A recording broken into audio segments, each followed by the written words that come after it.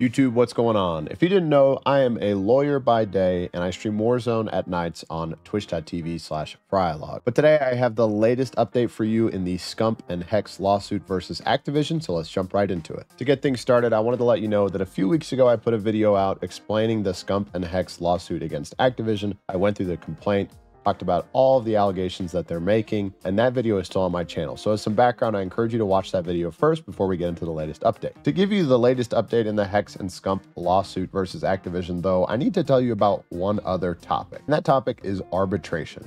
When people file a lawsuit in court, they always think, I'm going to get a judge, at the end I'm going to get a jury, maybe there's some appeals, and then the court system will decide that issue for me. Well, arbitration is something different. It's what we call alternative dispute resolution, or ADR. And what it means is, okay, these two people have a dispute. Rather than go to court, they should go to arbitration. And arbitration is outside of the formal system. And what it is, a set of panelists that the parties generally agree on and pick. We say these are going to be our three panelists. Sometimes you can get a little bit more subject matter expertise. Maybe one of the panelists is a lawyer and also a doctor in a personal injury case, for example.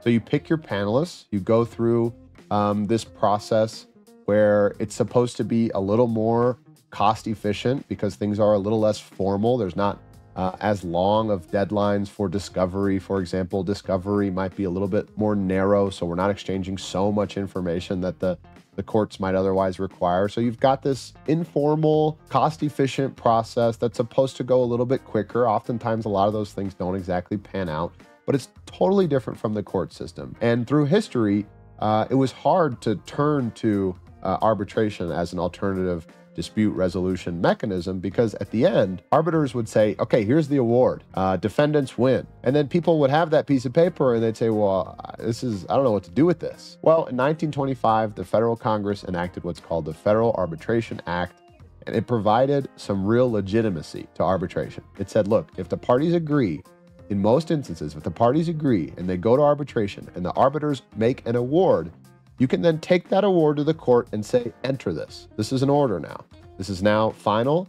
This is a judgment, and everybody's got to abide by it. So in recent decades, businesses in particular have begun to impose or use arbitration clauses in all of their agreements with consumers, with vendors, with all over the place. Arbitration clauses are picking up. And the primary reasons are those ones that I discussed: cost, a little bit shorter, a little less formal, things like that. Some of those which don't always pan out. But the main one is privacy. When you go to arbitration, all of it is not public, unlike the courts. Arbitration is private. So if a business engaged in some really bad conduct, and I'm not saying that's what occurred here, I'm just saying if that happens, business would prefer that the resolution, the dispute about that really bad conduct be done in private before a panel of arbiters as opposed to open court. So with that background, let me tell you how that fits into the Scump and Hex lawsuit against Activision. You know from my last video, on February 15th, 2024, Scump and Hex filed a complaint in formal court, not arbitration, alleging that Activision had engaged in a variety of anti-competitive and monopolistic behavior. Activision's first move was to say, Scump, Hex, your claims, they're all subject to arbitration. The court can't decide these claims. A panel of arbiters must decide these claims. And so Scump and Hex are left with a conundrum. If there's this very initial issue of who can decide our claims, somebody must decide who can decide these claims. It's sort of a prerequisite to even getting in the door. We need to decide whether the court or a panel of arbiters through arbitration is going to decide this entire case. And one option that Scump and Hex has or had was to allow the court to decide that issue. The court at the end of the day would have said either this case is for me or this case is for arbitration. The court would have made that decision and that would have been that. Instead, Scump and Hex have elected to agree with Activision that at least a panel of arbiters through the arbitration process should decide this initial issue. That arbiters should decide who is supposed to hear this case. Having made the decision that the arbiters are to decide who is supposed to decide this case, Scump and Hex and Activision have submitted with the court a stipulation to stay the court case. And basically, the stipulation says, look, Your Honor, Scump and Hex want this case here in the court, Activision wants this case in arbitration, but all three of us have agreed that for the time being, we're going to stay this lawsuit and we're going to go to arbitration and we're going to let them decide who's supposed to hear this case.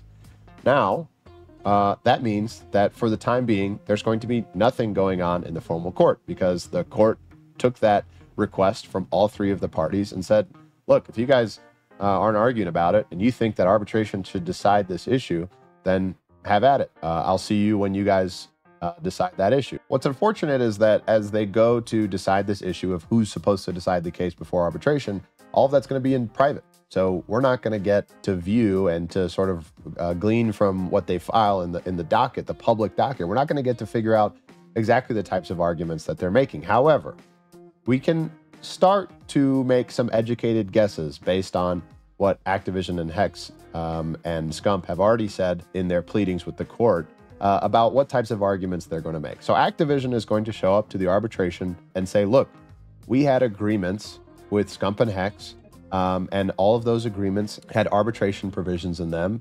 And those arbitration provisions were broad enough to cover the types of claims that Scump and Hex are alleging now. For example, Activision might say, and I don't know this for certain, but Activision might say, when we formed the CDL, the contracts that we had with the teams had arbitration provisions. And so they might have said something like any conduct relating to Call of Duty ever needs to go to arbitration. And that maybe includes antitrust claims. And then we know that Activision also had contracts with Scump and as a player in the CDL. And maybe those player contracts also had arbitration provisions that Activision believes are broad enough to cover the types of claims that Scump and Hex were alleging in court. On the flip side, Scump and Hex are going to make arguments that almost everyone starts to make whenever they want to get out of arbitration. And you kind of start from the beginning and work all the way through the process that you arrived to the court with. And so you might say things like, well, when we first formed those contracts, those were formed under duress. They were unenforceable contracts. We didn't have a meaningful opportunity to review the provisions.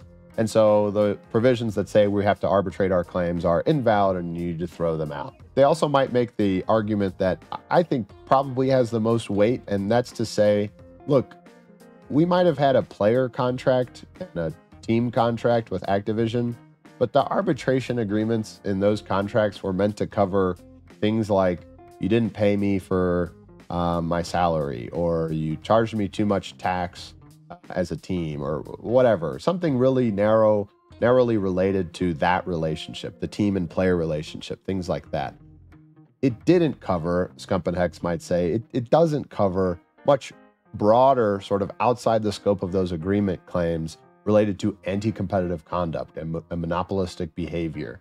And so those are the types of arguments that Scump and Hex are going to make before the arbitration panel to say that, look, arbiters, we're here to let you decide who's to decide this case.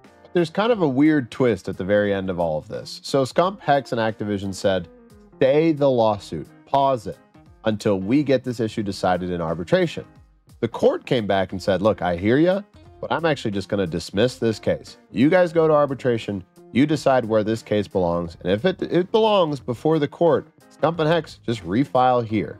So the case is dismissed. There's only an arbitration going on. And in the meantime, we just have to wait to see whether Scump and Hex refile the complaint in federal court, meaning they won, the arbiters decided that the case belongs in federal court, or we may never hear from it again. And they may settle this case during arbitration under confidential provisions. I would hope that the CDL, that Activision, that Scump and Hex would have some announcements to the public about any changes that this might have resulted in or anything like that. But we'll just have to wait and see for a while. And in the meantime, if you like this content, make sure to like and subscribe. We'll be covering other gaming lawsuits, gaming-related lawsuits in the future. And I'll see you on the Twitch stream.